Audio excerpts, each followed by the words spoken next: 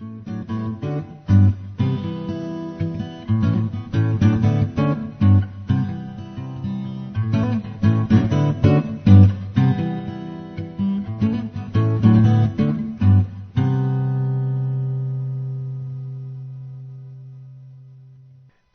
beyond foolishness, the previous admission is devastating to Islam. The first Muslims, Muhammad's disciples, were unaware of the most fundamental claim of their religion. Tabari. Allah spoke of Abu Sufyan's approaching them and said, "Therefore he rewarded you with grief upon grief, that you not sorrow for that which you missed, or for that which befell you." This became Quran 3:153. The first grief was the victory and booty that eluded them. The second grief was the enemies approaching them.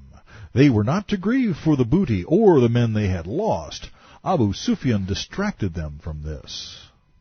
The words of a pagan bothered them more than the death of their comrades.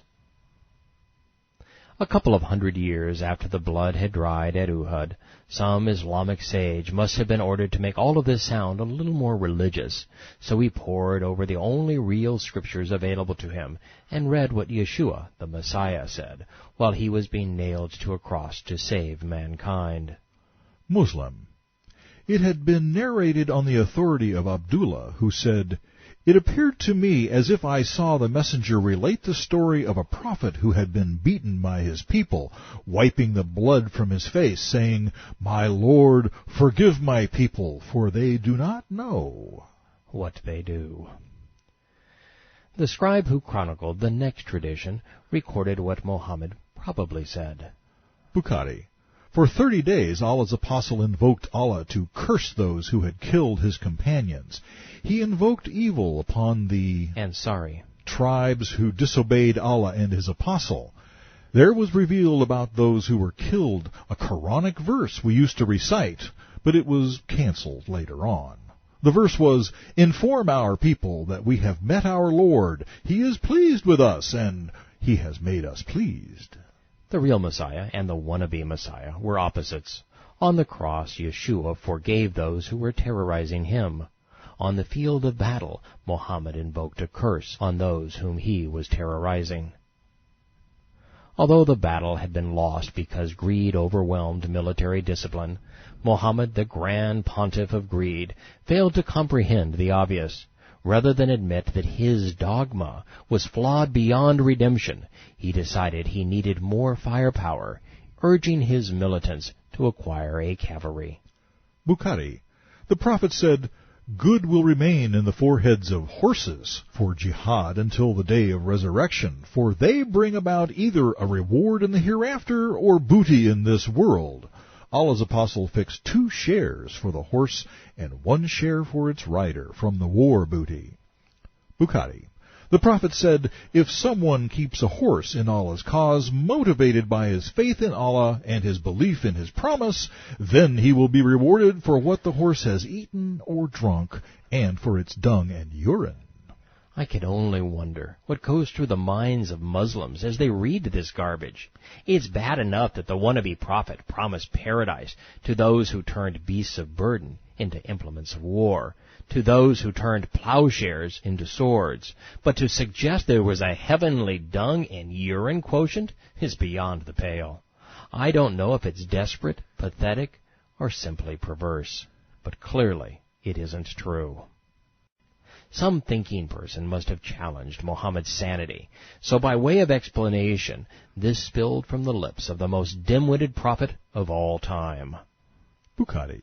Allah's apostle said, "Horses are kept for one of 3 purposes. For some people they are a source of reward, for some they are a means of shelter, and for some they are a source of sins. The one for whom they are a source of reward is he who keeps a horse for jihad in Allah's cause. He ties it with a long tether in a meadow or in a garden, with the result that whatever it eats from that area of the meadow or garden will be counted as good deeds for his benefit, And if it should break its rope and jump over one or two hillocks, then all its dung and its footmarks will be written as good deeds for him. And if it passes by a river and drinks water from it, even though he had no intention of watering it, he will get the reward for its drinking. As for the man whom horses are a source of sins, he is the one who keeps a horse for the sake of pretense, showing enmity for Muslims. When Allah's apostle was asked about donkeys, he replied, "Nothing has been revealed to me about them, except this unique, comprehensive verse. Then anyone who does a small ant's weight of good shall see it, and anyone who does a small ant's weight of evil shall see it." That jewel became Quran 101:7. In the passage, Muhammad defined Allah's cause as jihad. Previously, he defined jihad as fighting or holy war. And while I recognize that many of history's pagans worshipped war gods, no one takes them seriously today. Islam is the only surviving religitech in which the central purpose is to fight. It's so bad, a man who doesn't turn a productive asset, a beast of burden, into a destructive one, a cavalry mount, is called a sinner. Further, by establishing this hadith, Muhammad brought Allah down to his level.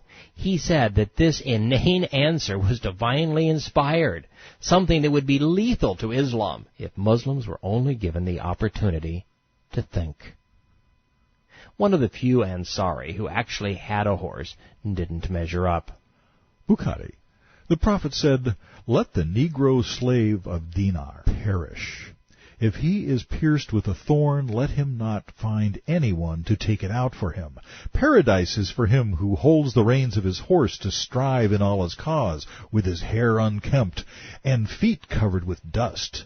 If he is appointed in the vanguard, he is perfectly satisfied with his post of guarding, and if he is appointed in the rearward, he accepts his post with satisfaction. If he," the black slave, "asks for anything, it shall not be granted, and if he needs intercession," to get into paradise, "his intercession will be denied." After all, Allah is forgiving, kind. During the skirmish, Islam's lone troubadour cried, Tabari.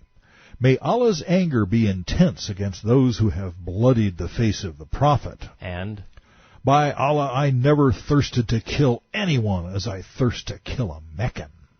This prophet was one sick puppy. Tabari. The messenger said, "Hamza is being cleansed by the angels, and he went into battle in a state of ritual purity when he heard the call to arms. That is why the angels are cleansing him." Does that mean Allah loves or hates dirty fighters? Abu Sufyan, the Meccan leader, explained why he and his men had traveled north.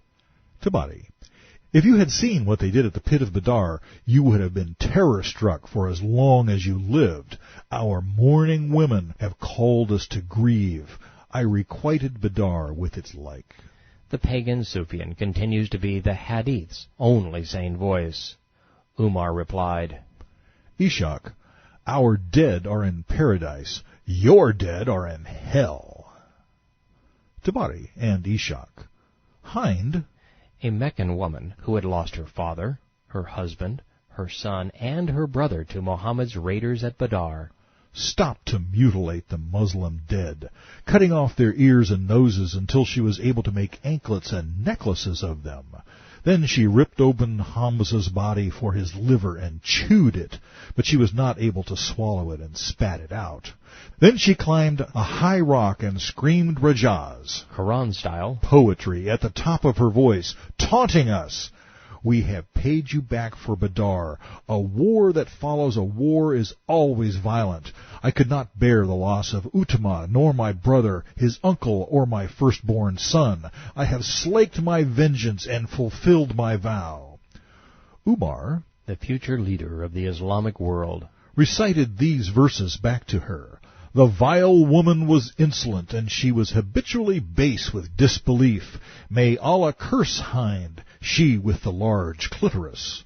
Her backside and her genitals are covered with ulcers as a result of spending too much time in the saddle. Did you set out seeking to avenge our killing of your father and your son at Badar? and for your husband who was wounded in the backside, lying in his blood, and your brother, all of them coated in grime of the pit. What a foul deed you committed! Woe to you, Hind, the shame of the age!" Hind was called foul by the founder of a religion because she was upset with Muhammad's thugs for butchering her family.